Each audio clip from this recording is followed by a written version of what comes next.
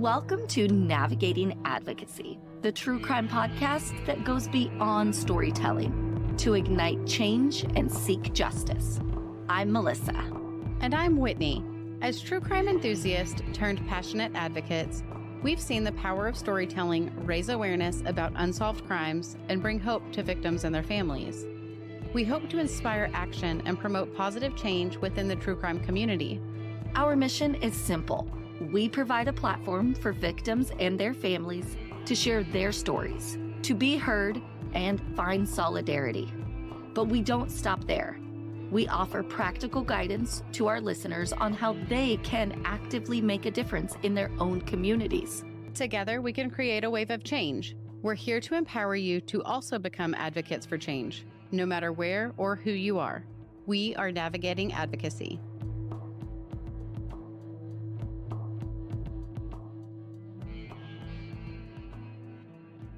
Happy Monday. Happy Monday and happy 2024. So freaking excited.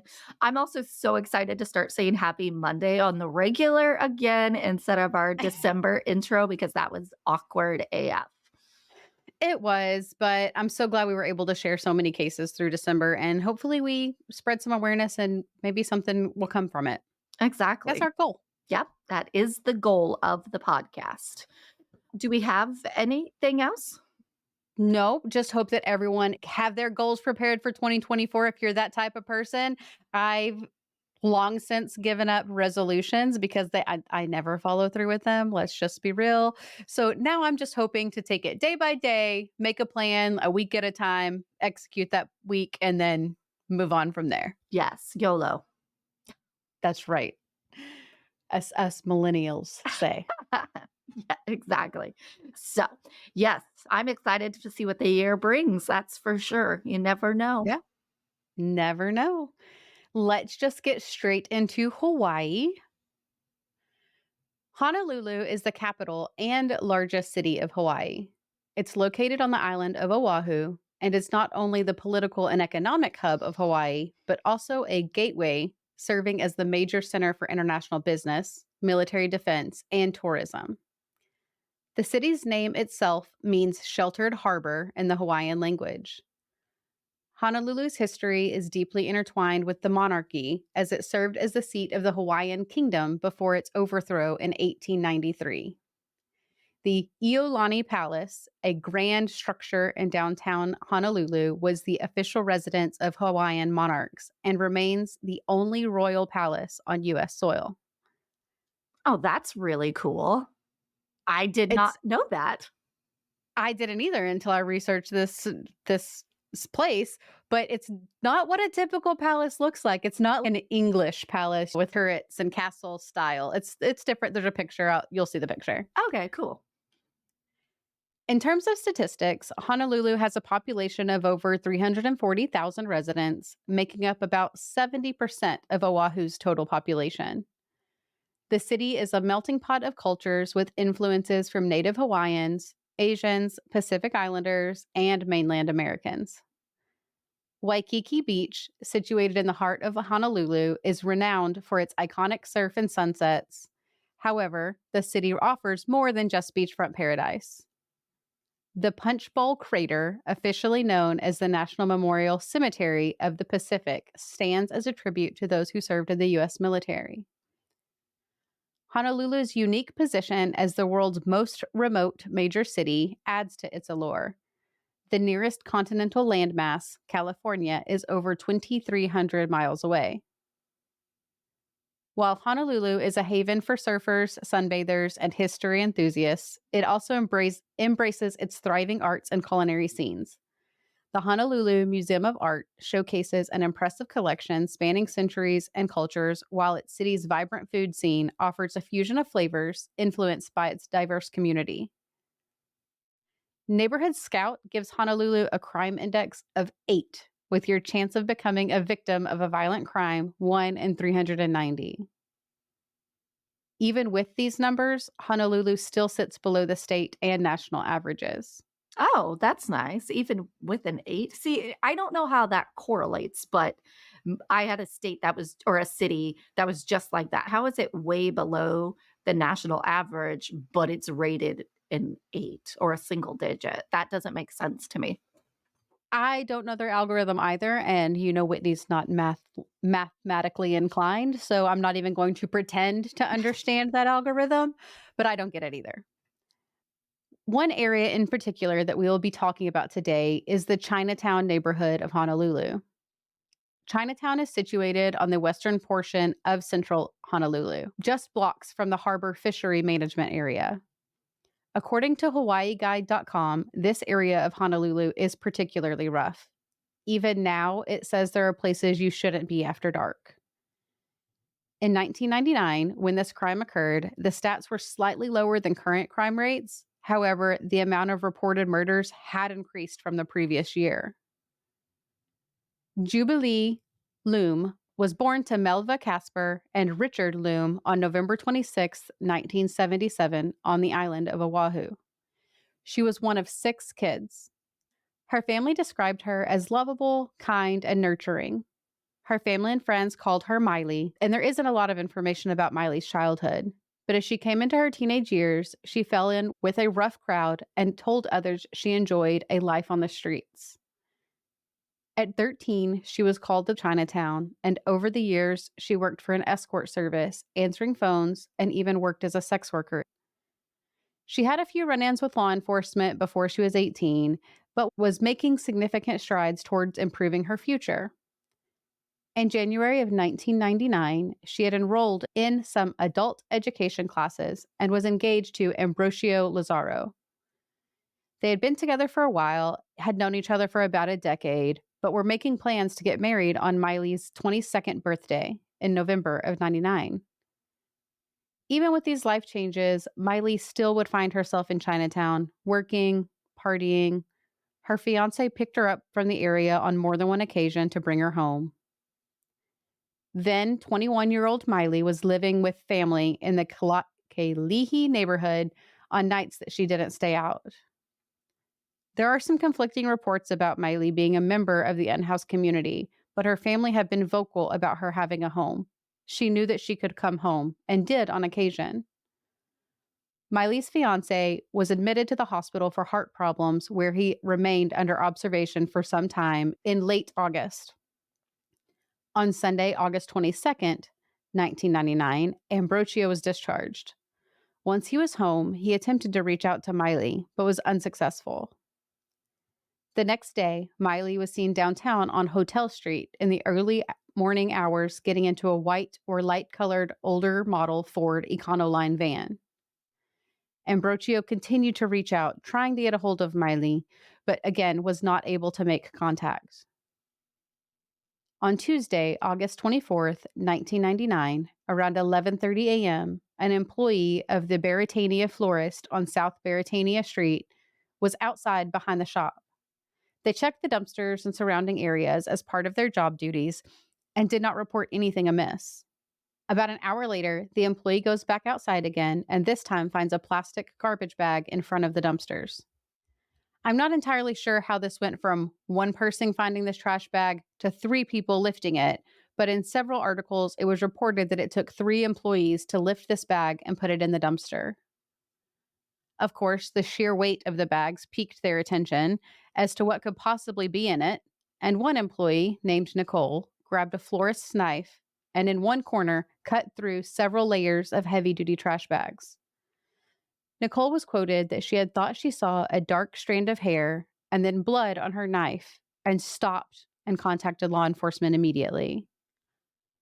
When police arrived to begin their investigation, they found Mailee's nude body in the thick, heavy-duty garbage bags.